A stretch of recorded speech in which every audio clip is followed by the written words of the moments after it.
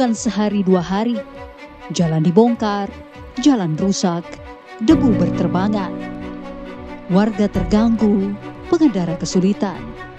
Proyek galian ini terus berjalan, hingga akhirnya ramai dikeluhkan dan dihentikan.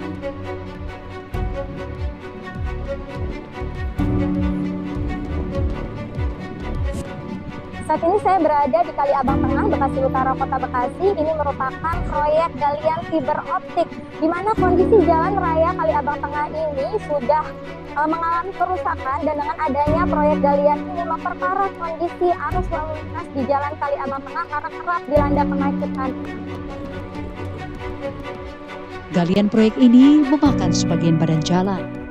Akses menyempit, lalu lintas tersendat. Debu berterbangan mengganggu pernapasan.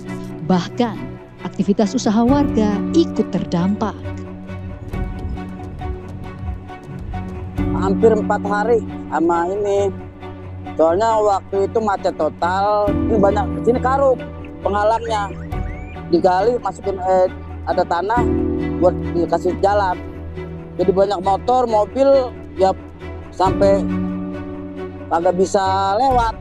Dan lagi waktu itu ada mobil yang gali ini di sini berhenti di pinggir kali, di pinggir jalan. Bener-bener macet total waktu itu hari Minggu. Kalau pengawasan kayaknya saya jarang lihat. Yang saya lihat makanya apa itu mandor apa bukan saya nggak tahu, sama kerja sih, sama-sama kerja.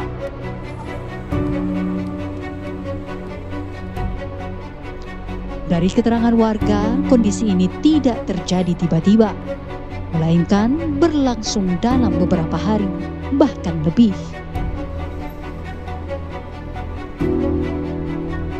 Proyek galian sudah berulang kali dilakukan di tempat ini. Dampaknya bukan hanya kemacetan, namun juga perekonomian warga sekitar menjadi terganggu.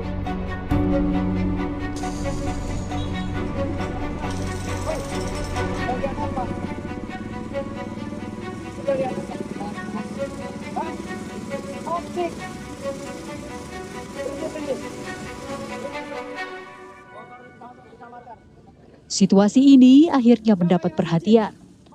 Wali Kota Bekasi, Tri Adianto, turun langsung ke lokasi dan menghentikan proyek.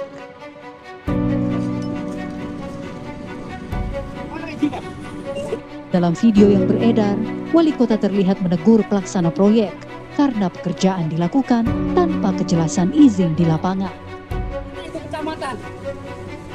Mana itu lurahnya? Ada kerja nggak di... Ya, hari ini kan kita menghadapi satu fenomena di mana jalan-jalan kita banyak yang rusak. Ya, jadi tentu saya sangat kecewa ya, melihat bahwa ada provider yang melakukan kerja tanpa ada izin. Ya, dan itu tentu adalah merusak. Dan oleh karena itu tentu saya minta ya agar prosedurnya dilalui saja. Ya, prosesnya dilalui, harus ada rapat dan kemudian ada perizinan dan tentu ada pengelolaan di lapangannya.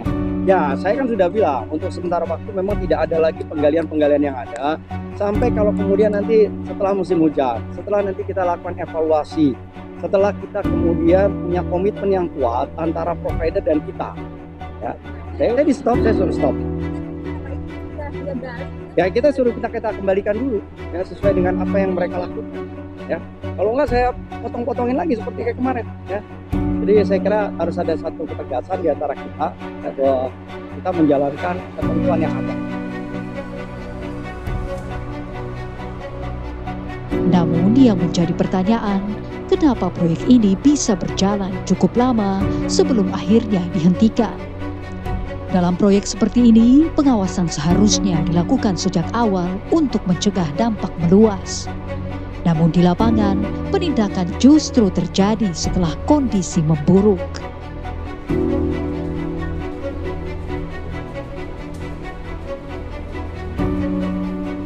Kalau pengawasan kayaknya saya jarang lihat. Yang saya lihat makanya apa itu mandor apa bukan saya nggak tahu, sama kerja sih, sama kerja. Proyek kini dihentikan. Namun dampaknya masih dirasakan dan menjadi catatan. Pengawasan proyek di ruang publik tidak cukup hanya reaktif.